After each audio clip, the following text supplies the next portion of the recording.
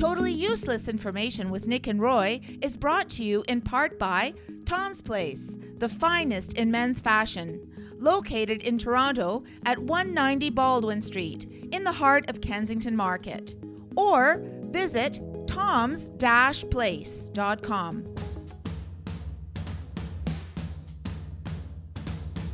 It's everything you never needed to know. This is Totally Useless Information with Nick and Roy. Listen, laugh, and learn. What does the word aphodial mean? What's your language? Why are ostriches really, really happy to see you? Hi, I'm Nick. And I'm Roy, and this week we scour the internet to find out these useless tidbits just for you. Plus, we'll have another entry from our mailbag. This week, a couple of listeners really like our show. And in the Like news... an ostrich? Oh, even more than an ostrich. And in the news, gaining success with failures. Totally useless information. It's everything you never needed to know. Thanks for joining us. Welcome. You know what, Roy? Guess what? We're just a couple of countries away from hitting 100. Yay! 98 countries around the world. Nick and I didn't even know there were 100 countries. No, we can't even spell countries. That's what a Y, isn't it? Why not? Down the garden path with Nick and Roy. You know, it's been a while since we were talking to Mother. That's Mother Nature, by the way. I don't know if you knew. That's not the voice. That's Mother Nature. Yeah, and she sounds like it. Yeah, she's like hot. Like a dirty Mother Nature. Yeah, she's hot. You know, dirt. You know. Yeah. The trees and everything. Right. Yeah. And she's hot because of global warming. Okay. Yeah. Let us get this right. Let us entertain you. Lettuce is a member of the sunflower family, known as Asteraceae, which is one of the largest families of flowering pants. Flowering pants. There you go. It's flower pants. I'm sorry, that's what I'm wearing today. Which is one of the largest families of flowering plants. Off to a great start. As a botanical cousin to sunflowers, daisies, and marigolds, lettuce shares similar compound flower structures and produces seeds that resemble those of dandelions. Oh, that is so cool. See, that right off the bat, Nick. Yeah. Right off the bat, lettuce. Yes. Let us entertain you, as you said. Let us put on our flowering pants. I was going to say, let's keep your flowering pants on, okay? Okay. Until the 18th century, tomatoes were called poison apples. Oh, they were. You know why? Were they poison? Yeah, people didn't eat tomatoes. They thought they were poisonous. So they said, don't eat those. They're poison apples. So up until the 18th century, tomatoes were frowned upon. They were not planted. They were something that would grow wild, but they said stay away from them. Yeah. Okay. Crazy. It is. So, so every time, because we're Italian, every time our wives make us spaghetti with meatballs with lots of tomato sauce. Yeah, check your insurance policy. Exactly. Oh, no, they already did. Now, I don't know if you do this. I practice this almost every opportunity I get the chance. Plants may grow faster if you talk to them. They do. Do you talk to plants? Oh, I do all the time. There you go. Do they talk? People think it's strange, but but I have entire conversations with plants. You do now. It very much feels like me talking to you. Oh, leave me alone. So now, if the plants are answering you back, there's a real problem. Plants can sense sound vibrations. Research indicates that low-level vibrations in the 115 to 250 hertz range can act as stimulus, potentially aiding in, or at least not hindering, plant growth. Some studies, including from the Royal Horticultural Society, suggest that plants, specifically tomatoes, grew better when spoken in a kind, consistent voice. Yes, you might be poisonous, but we love you. Very nice. But it's not about the words, though. It's more about the frequency and tone of your voice. which means most of Nick's flowers and plants are all dead.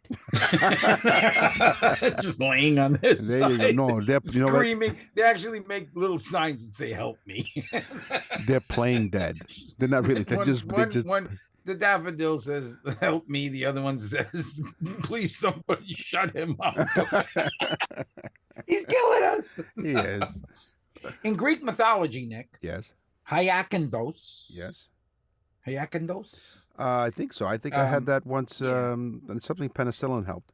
Yeah, I think I ate a burrito once and had a hyakinthos. Okay, but anyway, the god of spring, okay, is Hakathos. All right. And according to Greek mythology, the Hakathos was accidentally killed by the god Apollo by mistake. And as his blood ran out, a flower grew from the blood. Oh. And that flower was called a hyacinth. Oh. Because of his name. So, of course, Greek mythology says that the hyacinth grew from the blood of Hyakinos. And hyacinth becomes the flower of sorrow and resurrection. Yeah, but that's not something. Wow. There you go. That's fantastic. Pretty cool, right? How much water do you figure you drink in a day? I don't drink water, Nick. It's too good for you. I drink diet soda and I probably drink like 4. Sure. I swear to you, I drink 4 big bottles of it a day. So when the time comes when later on, I don't know, 50, 60 years from now, when you'll pass, your body will be in perfect shape. You won't decompose at all with all the chemicals in your body. No, I was going to say, it's probably like I'm already embalmed. With diet soda. There you go. So a large mature oak tree, as opposed to an immature oak tree, can consume 100 to 200 gallons of water per day, with some estimates up to 40,000 gallons per year through the process of what they call transpiration. This intense water consumption is used to fuel growth, provide cooling, and release moisture back into the atmosphere, because oak trees are a giving tree. Yeah, they're a giver. Yes, they are. Nick. They are a giver. You know, Nick, people are learning a lot from this garden section. You know? Laugh and learn. Yeah. Yeah. They're flourishing with information. We're nice guys. Listen, what's the difference between an herb and a spice? Okay. Well, don't, Nick. No, please. You don't want me to ask you what's the difference between a herb and a spice? I'm glad you asked. Yeah. An herb is from the leaf of a plant. So herbs only come from the leaves of plants. Okay. But spice comes from the seed, the bark, the root, or the berry of a plant. So spice does not come from the leaf of a plant, but herbs do. So one is above the soil, one's below the soil. Is that it? Not necessarily, because the bark is above the soil. Right. Okay. True. But so the spice has, like different areas it can come from, but an herb can never come from the seed, the bark, or the root, or the berry. Okay. It only can come from the leaf. Now, you're living in a really warm climate of Florida, which you do, and I live in Toronto. And not today, though. Not today. Today, I think it was 43, and it's going down to 38. Wow, which is like 34, 33 Celsius. Sorry. No, that's really bad Fahrenheit. for us. That's like 20 below for you guys, honestly. Yeah, no, it is. It's below 0 Fahrenheit, but it's also, for us, will be something like maybe 2 or 3 degrees Celsius. You poor thing. But in Toronto, we do have 4 seasons, and I do actually can grow a lawn. You have lawns on your property, right? Okay. All year round. Now, have you ever counted how many blades of grass there are in the average size of the lawn? I started counting the blades of grass in my lawn, Nick. And Look at the name of a great novel, The Blades of Grass. Huh? Studies and lawn experts generally estimate. Nick, it's a book that's only like 2 pages. Right. I went to the bookstore. They say that you can pick up somebody if you're really interested in picking up like a soulmate or someone, someone, a companion. A bookstore is best place to go. Unless, don't do what I do. What I did before I met my wife was I went to the self-help section. Doesn't work. One of my pickup lines was, "Hey, I'm like Bounty. I'm the quicker picker-upper." Anyway, so studies and lawn experts generally estimate that a well-maintained, average-sized residential lawn contains 7 to 8.5 million blades of grass. Oh, wow. See, there you go. Start That's counting. cool. 1, 2, The daffodil. Just cut 'em 3, off. 4. The daffodil Yeah. is named from an Old English name. This is my teaser. Your teaser. Okay, great. Okay, the Old English name for it was Affo, A-F-F-O, Okay. one word, Yeah. and Dal, D-Y-A-L, which means in Old English, cometh early, and that's what the daffodil does. It's one of the first flowers to bloom.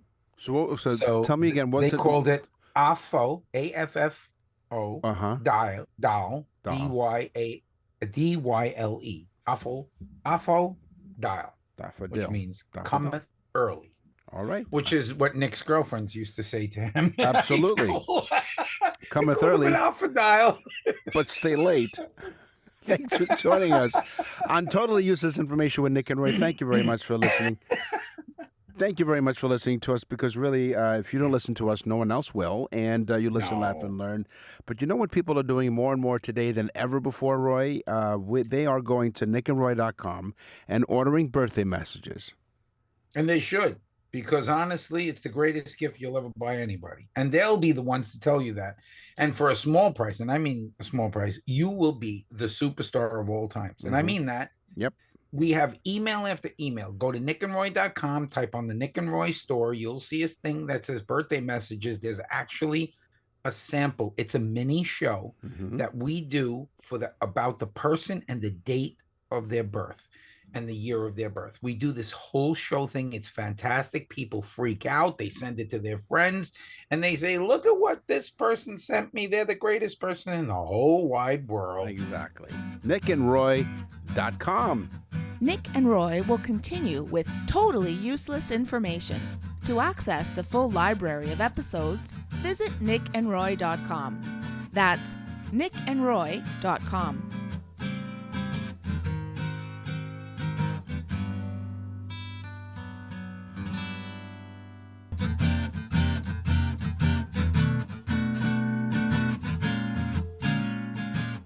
Totally useless information with Nick and Roy continues. Listen, laugh, and learn. Animals, animals, animals, crazy animals. I think that was the very first jingle you created when we started the show back in 2019. Yeah, I think so. And you put that little pussycat in at the end. Yeah. So I added the sound effects of the animals. I hired them. I hired them at scale. They were union actors, and they pretty much right on cue. They were great. So what do you got in the animal world today? Leprosy, Nick. Yeah. Was a terrible disease. It was kind of like almost like the Black Plague at times, because people that got leprosy were put out into leper colonies. Entire islands Okay. at times were filled with just lepers. They banished them to islands because they didn't want the population to be infected with this horrible lesion type disease that would eat away at your body. It's just horrendous. But scientists are flipping out because most animals can't get it. Oh, except for the armadillo. really? And they don't know why armadillos can contract leprosy. That's Now interesting. I'm saying to myself, maybe they're the ones that spread it. Oh, they're the carriers. That's why they wear that suit of armor. They're That's probably decaying underneath, you know? Maybe they don't clean it out as Sneaky often. As things. they are. Sneaky bastards. You know, you said that they put the lepers in leper colonies, and they're all, you know what they're called there. They're called leprechauns. Okay, here's my teaser. That was the stupidest joke. What did you expect? How much did you pay to get Speaking in? of animals, Nick, Yes. what did the judge say when the skunk entered the courtroom? I don't know. What did the judge say when the skunk entered the courtroom? Odor in the court. That's right. See, I could say stupid crap Yeah, too, Nick. listen, that joke comes to you from the same people who brought you why their cows wear bells around their necks, because their horns don't work. Okay. That came from Marie. Right, And there you shout go. out to Marie in Hello, Long Marie. Island, New York. Hello, Marie. Okay, here you go. Now, I want you to turn down your lights, way down low. Light a candle. Okay, you ready? Spread some rose petals all over the floor. The presence of humans can trigger sexual arousal in You ostrich. notice he hasn't done this. In a Yeah, while. exactly. I can't even say it. The presence of Get humans. back. Get back to your. Yeah. Go ahead. Yeah, okay. All right, so ready? The presence of humans can indeed trigger sexual arousal and courtship behavior in ostriches. This phenomenon, Really? yeah, it's particularly common among farm-raised ostriches, not the wild ones, but the ones that are raised on a farm, the more prim and proper ostriches, I would imagine. They have imprinted on their caretakers, causing them to view humans as potential mates rather than other ostriches. And then after experience with you, they buried their head in the sand. It all comes back to the ostrich. It doesn't does, yes, it Nick? does. Sometimes when I was younger, we were caught necking. see, it's an ostrich. There you go. It's fantastic. There you go. The brain of an ostrich right there. Ostriches. Yes. Okay, so just so you folks know, we do not know what we're going to say to No, each other. That's right. So Nick had an ostrich one, and guess what? I'm skipping the one I was going to do to go right to the ostrich. Okay. All right. Ostriches have something that's the largest of any land animal. And what do you think it would be? You probably think their neck, right? Their neck, certainly not their brain. Their legs. Nope.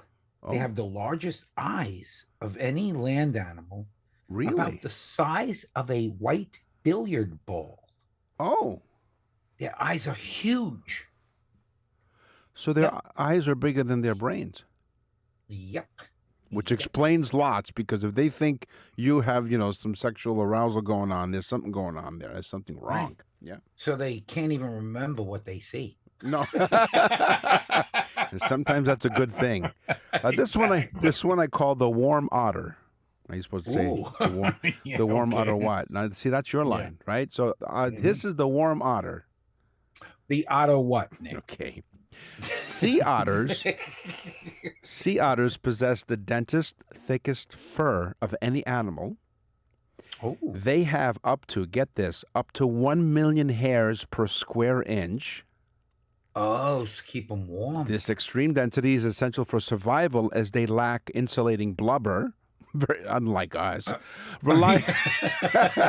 Now they rely We on have no hair, but we have plenty of blubber. 100%, which is why we would survive in the winter in Nick the has Arctic. absolutely no hair. Right, exactly, and plenty of blubber. He doesn't even have any blubber on his head either. Yes, located elsewhere. Location. Yeah. So they don't have insulating blubber, relying on air trapped in their fur to stay warm and dry, and dry in cold, icy waters. Now, the fur is composed of 2 layers: long, waterproof guard hairs and dense underfur, which trap the air, as we said. And also, here's one going down the rabbit hole, or down the otter hole. Sea otters hold hands while sleeping so they don't drift apart. If you listen to Totally Useless Information, you would have known that. That's right, exactly. So get ready to say, oh, that's lovely. Okay, I'm ready. Okay? Yeah. You want to practice? Yeah. Oh, that's lovely. Swans, Nick. Swans mate for life. They meet the swan that they fall in love with, Mm-hmm. and they stay with that mate, even if the mate gets sick and can't function. They stay with it and they die together. No? Oh, how nice. No, you see, he screwed up. Oh, how lovely. That's amazing. So they stick with their mate no matter, right to the very end. That's their swan song. There you go. Their swan song when they go. Very good. Yeah. Now, I'm going to talk about horses here right now. I'm going to talk about horses. When Okay. you Why don't want, you talk about horses? I'm going Nick? to talk about horses. Come on, giddy up. When you I think you've owned horses, right? Or your dad had owned horses at one time? We grew up with horses. Okay. Nick. Now, Not just our dates. did you ever measure a horse? You know, Nick, No, Okay. actually, they're measured in hands. That's right. When you want to measure the height of a horse, you use the method of hands. A hand is a traditional unit. A hand is a traditional unit used to measure a horse's height from the ground to the top of its withers, from the ridge between the shoulder blades, in case you didn't know what that Right. was. So one hand is basically 4 inches, roughly, right? Somewhere around there. Yeah. Horses can be measured in hands. For example, 15.2 horse hands is 15 hands 2 inches or 62 inches. So the fact is that horses are measured by hands. And we had quarter horses, which were very tall. Oh, okay. And then we had a Tennessee Walker, which was a shorter horse by maybe 2 hands or something like that. So Okay. not a There you go. lot. But not to go down the rabbit hole, but Mm-hmm. remember we said on one of our sayings, don't look a gift horse in the mouth. That's meant correct. that somebody would give you a horse and you'd look at the teeth to see how old it was. Why would you do that when somebody just gave it to you? So that would be disrespectful. There you go. So that's where the saying, don't look a gift horse in the mouth, comes from. Nice. Very good. A woodpecker, Nick, another name that they used to call me Yes. in high school. Woodpecker? Oh, how lovely. Give me some ostrich eyes. That's what it is. That's an ostrich eye. Yeah, woodpeckers, Nick. Mm-hmm. Get ready for this. They wrap their tongue around their head when they're about to peck Really? to protect their brain.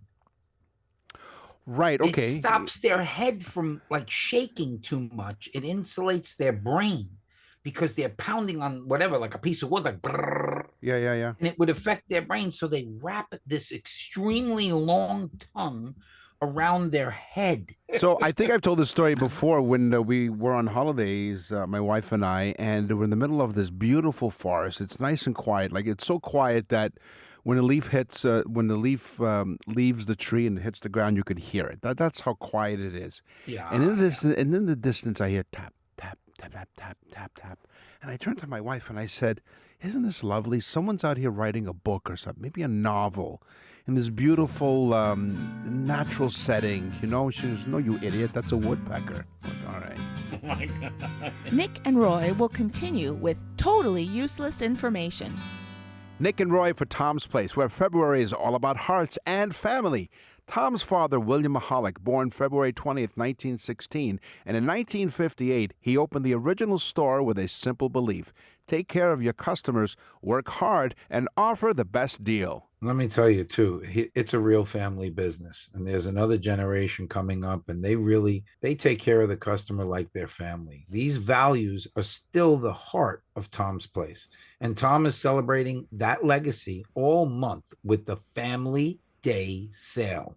This is an incredible deal on menswear. Guys, the Family Day Sale, premium suits that are normally $5.95 for the suit, which is a good price to begin with. We're not going to slash it in half. No, $229. Wow.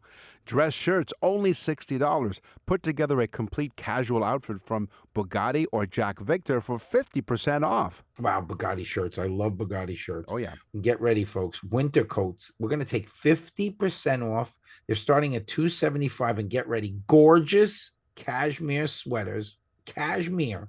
They're 50% off of the regular price of Tom's Place. It's all about family, and everyone is treated like part of the family at Tom's Place. Visit 190 Baldwin Street in Kensington Market and online at toms-place.com. That's toms-place.com. Tom's Place will suit you.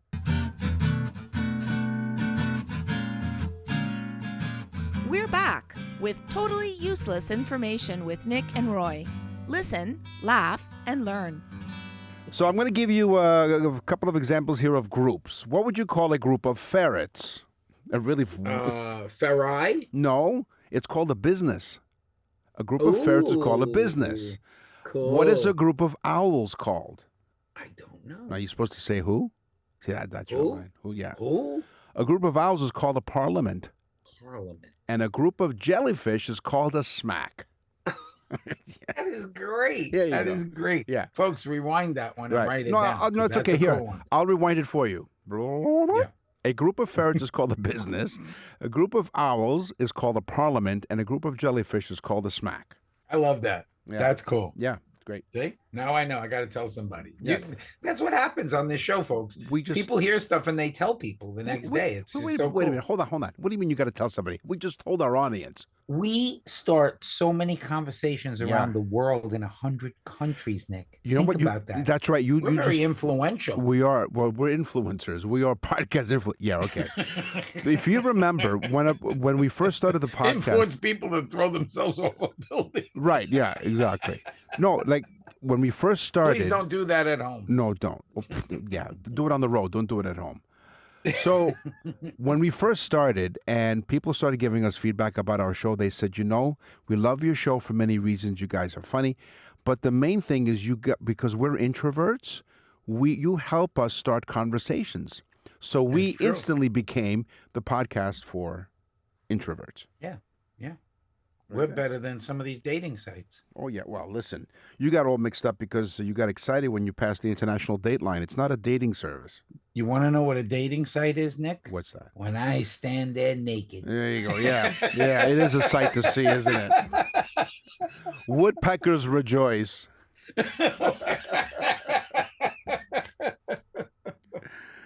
Yes. So there's a blue whale who's really big. The blue whale's heart, actually, is the largest known heart of all, I guess, mammals, animals. The blue whale's heart weighs 400 to 1,300 pounds. Whoa. Or 180 to 590 kilograms in Canadian terms. Now, the heart alone measures 5 feet long, which is like a small car, right?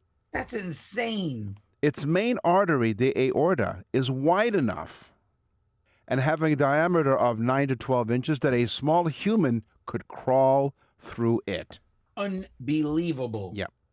That's a big animal. All joking aside, that's insane. It is. 400, 500, 600, 800 pound heart. Yeah. A 9 to 12 inch opening, so a small human can crawl through it. And but we would recommend. That's another thing that they. Yeah, they used to call you in high school. Thanks for joining us here on Totally Useless Information with Nick and Roy. As we said, we invite you to go to our website, nickandroy.com. And you can also sign up, go to the bottom of the page. You can sign up for our newsletter. And as a matter of fact, my mailbag talks about, is from listeners who, I talked about the newsletter on the radio show that I'm on here in Toronto. I'll tell you all about that. But now let's get to one of our newer topics, words. It's words. We have to get the voice lady to do an intro for this one. I have to figure one out. Yeah, we don't. We don't have an intro. No, we don't. But that was it. That was it. Yeah. This is a good one. Here's my first word: a snollygoster. Snollygoster is an American term dating back to the 19th century that describes a shrewd, unprincipled person, particularly a politician who lacks principles and acts out of self-interest. No comment. It's a form of political slang for a dishonest or opportunistic person who seeks power or victory. Snollygoster. Wow. Yep. The old snollygoster. Yes. I just like saying it. That's fun. Okay, there is a word that was shortened from 2 words to 1. Okay, very They economical. used the word whale and they used the word horse. Wood horse. They used the WAL from whale and the RUS from the sound of horse. Okay. You get walrus, Oh. which looked like a whale and a horse. Oh, there you so go. they called it a walrus. Whale horse. Are you a walrus? I am a walrus. Wasn't that a Beatles song? Cuckoo-cuckoo. Cuckoo-cuckoo, yes. God bless you. Gesundheit. Gubbins. Gubbins is the word. It's a British informal. Gubbins. Yeah, it's a British informal term for miscellaneous, unimportant items, gadgets, or bits and pieces. It can also refer to rubbish, waste material, or a foolish person. You're listening to Totally Useless Information with Nick and Roy. Useless Gubbins. person. That's right. It's actually Right? It refers to You know, rubbish. Nick, when you pass away, Yeah. on your tombstone, I'm gonna write that Gubbins. Gubbins. Nick And they're like, Gubbins. we thought his last name was different. No, it's Nick Gubbins. It refers to rubbish, waste material, or a foolish person. There you go. Wonderful. You could put some flower pants all over the grave.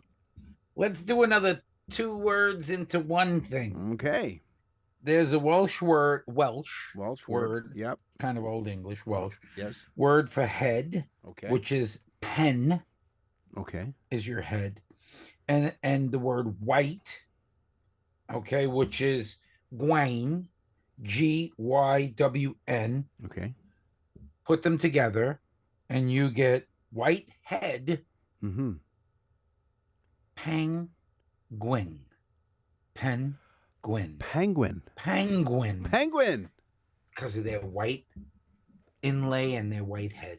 Oh, that's They call them crazy. penguins. Let's go down the rabbit hole again. And you talked about how swans, they mate for life. Same thing with penguins. And the way that they choose their mate is they take a pebble and they put it in, the male would take the pebble, put it in front of the female. And that basically is like a proposal, if you will. He's giving him her a stone, and they mate for life. Very similar to swans. There you go. Wow. And you know, here's the cool part go about ahead, it. go- No, but there's here's the more, cool Nick. part about the penguin though, because he not only does he propose right there with the propose and they live for life. He's already dressed for the wedding by wearing a tuxedo. Didn't we have on the show where penguins give rocks to their mate? Yeah, that's what I just said. Yeah. Oh, Yeah. did you say Yeah, that? yeah, because I it's wasn't like even paying attention to you. It's okay because you've got rocks in your head, but that's okay. No, that's fine. No, but that's how they go up to the female and they say, "I would like to spend the rest of my life with you." They But give like- him a rock, Yeah, they give him a rock and like we do. We give a rock, yeah. carrot, couple Exactly, and it's a carrot polished rock. No, but they find a polished one. That's the interesting part, really. And then they do Yeah. mate for life. They're loyal animals, and like I said, he's already dressed up. I got a cool one, Nick. Okay. This one everybody needs to really write down. Okay. If it was Friday and I wanted to talk about Wednesday, right? I would have to say this is the day before yesterday, Okay. which is very confusing It is. Yeah. to say it's the day before yesterday. Like you could say yesterday, but you'd have to say it was the day before yesterday. Right. That would be Wednesday if it was Friday. That's correct. There's Okay. actually a word, one word, to say that. And it's called Nordustertain. Nordustertain. Okay, and it sounds like something you take if you have like a scrape on your knee or something. Okay. Yeah. So for you to say that's right. So the day before, so you say the day before today, the day before yesterday, rather. There's a word You'd for say, that. well, it's Friday, and you say, well, Nordustertain, Okay, which got it. means Wednesday. That's right. If it was Yeah, Thursday, it would be Tuesday. Tuesday. Nordustertain You would be know, Tuesday. we talked about when we talk about food. I think I brought up this idea. I would like to open up a restaurant called Yesterdays, and the reason for that is usually when you make food or something and it sits for a day, it tastes better the next day, right? So Yeah. the restaurant I would open, I'd call it Yesterday because all the food was done yesterday, right? So it always tastes good. And then when you call for a reservation, Right. along the same lines of what you're talking about, they'll say, hi. First of all, you say, good evening, yesterday. They go, okay, can I make a reservation for tonight? Okay, so you want to make a reservation tonight at Yesterday's. Right. Right. But don't come today. We're closed today. Come tomorrow. Come tomorrow to Yesterday's. Okay, who's on first? I want a restaurant called Tomorrow's in case Wimpy comes in. I'll say, pay me today for the. No, it was You eat no. tomorrow. I'll buy you. No, I'll pay you Tuesday for a hamburger today. That was the expression, which I don't know where it came from. I'll gladly pay you. You know, we have a Tuesday for Wimpy's hamburger Diner today. up here. I don't know if you have. I don't know if it's a chain of hamburger Oh places. yeah, it's a chain, all right. It is. Nick and Roy will continue with totally useless information. You're listening to Totally Useless Information with Nick and Roy. Listen, laugh, and learn. All right, Gardy-loo. Gardy-loo is not as much of an expression, but it's a warning cry. In medieval and early European times, like in cities like in Edinburgh and Paris, people would routinely dispose of human waste by throwing it out their windows onto the streets below.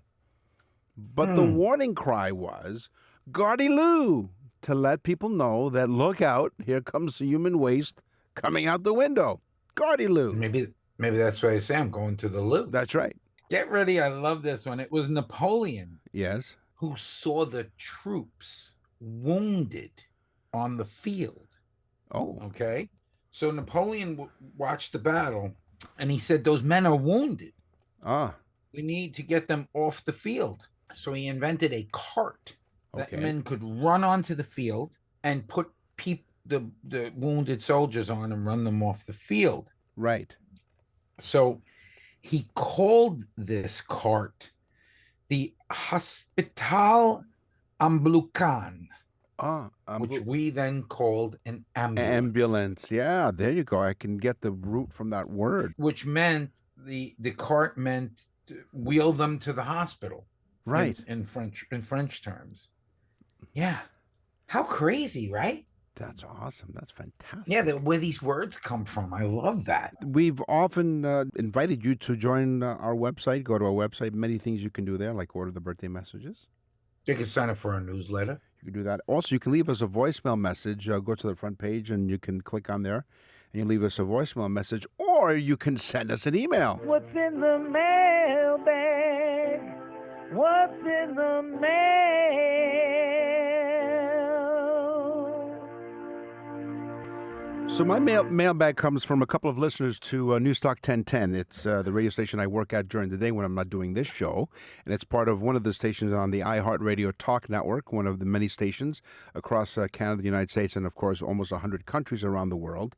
And By the way, Nick, I didn't know we have a iHeart headquarters here in Fort Myers, Florida. Exactly. That's why we say United States and Canada. Yeah. And so our host, John Moore on News Talk 1010, was talking about different things with useless information. And he's great because he often supports our show. And I said on the radio, you can sign up for our newsletter, nickandroy.com. And so I got a few people who've done so, and thank you. But this one, in addition to that, they said, hey, dear Nick and Roy, this is Mary and Frank. We look forward to your radio shows. Thank you for your special content and the levity you gift to all your listeners in this indeed upside-down world. Nick, we've also enjoyed hearing you all these years on News Talk 1010 CFRB. You are such a massive talent. I love these people. We're so glad you mentioned your newsletter on More in the Morning, and here we are because she sent us an email. But there's nothing useless about smiles and laughter anytime. Please keep shining your bright lights. Best regards from two of your fans, Mary and Frank. Thank you. I have one that I saved for when we did words. Okay, good. Susie from London, England. Hello, Susie. She says, hi, guys. Love the show. Also, love words on the show. I use the word funky a lot. Is it derived from funk music? Because that's what one of my friends said, funk music, which is very popular, I think, in the U.S. But I said I would shoot an email to my friends, Nick and Roy from Totally Useless Information. Okay. Thanks for all the information that you guys give us. We love your show and hope you guys keep it up. She said, thanks again. Funk. Where does the word funk come from? Oh, so I looked funk. it up. It's an old French, from Old French, not French, the language that we know today. It's Right. the Old French Okay. language. It meant to blow smoke. Funk was to blow smoke because when they walked in rooms that were generally used to smoke tobacco, Right. it had a funk smell. So, Susie, you are funky, baby. On the show today, we talked about going down the garden path. We talked about Folks. animals. What is that smell? We talked about animals. We talked about words. It is time for the news. And now, from around the corner and around the world, this is TUI News. So this news item has nothing to do with Florida. As a matter of fact, it's not even in your country. This comes to us comes from a former Ontario Premier, Kathleen Wynne. She sent us this submission. She said this will be perfect for your show. So she listens to our show, and thank you, Kathleen Wynne, for listening to our show. What is it? Well, it's a museum of personal failure. So thank you for thinking of us, Kathleen. When you saw this item, it's the Museum of Personal Failure. It was actually a pop-up museum, so it's not around anymore because it closed by now. But in British Columbia, on the West Coast, I'm sure it did close. that's right, it failed. That's what happened. The Museum of Personal Failure wasn't really successful, and so it closed its doors. They put their own misfires on display at this Museum of Personal Failure. The exhibition was dreamed up by Burnaby resident Yvonne Collins, who was inspired by the end of a romantic relationship. She said she just needed to do something about it, and that's what she did. So she started to curate these, I guess, personal failures. So this museum featured a wall of reject, which is plastered with various employment applications that were rejected, and pictures of us. No, picture of us. The wall of rejects. We were part of the logo. So it was these letters of employment that didn't go anywhere, and letters of firing notices. Oh. This other woman, Jennifer Collins, submitted her wedding dress because she wanted to tell the story about how a failing that occurred in her marriage, and she wanted to move on, and so she said, I figured I'd just donate the dress. And Nick's dates. Right, yeah. Advances. Oh, there was a whole wing. Wall of rejection. That was a whole wing to that museum. Are you kidding? That was a wing. Yeah, it was a wing. Casey Valensky, a bladesmith, submitted a knife he made with which turned out to be unsharpenable due to the chemical properties of his quenching oil. So even his knife was a reject. That was a failure. Failure is a step forward, he says. You don't go forward unless you fail. Now, wasn't it Thomas Edison who it took him 10,000 tries before he got to invent the light bulb? Or something like that. But failure is the only way for you to... It's the mother of invention. Exactly. Right? WD-40, water displacement 40, there were 39 40 times. The previous 39 formulas didn't work, and so the 40th one did. So things like that. Right. Okay? So this was a pop-up museum. Maybe it'll come up in your area, but it was in the Museum of Failure that ran through the beginning of this month. By the way, next stop on this pop-up museum, Fort Myers. That's all the time we have. Let me tell you something. They better get a big warehouse. That's all the time we have for this episode of Totally Useless Information with Nick and Roy. We promise, we will scour the internet to find out more totally useless information just for you. So until then, tell all your reject friends to listen to the show right. religiously. Yes. There's hundreds of episodes, folks, on nickandroy.com for you to listen to. So you can binge listen, which is really cool, and get yourself an education at the same time. Exactly. I'm Nick. And I'm Roy. Thanks for listening. Totally Useless Information with Nick and Roy is recorded and produced in Canada. For more totally useless information, visit nickandroy.com. That's nickandroy.com. Totally Useless Information with Nick and Roy has been brought to you in part by Tom's Place, the finest in men's fashion. Located in Toronto at 190 Baldwin Street in the heart of Kensington Market. Or visit toms-place.com.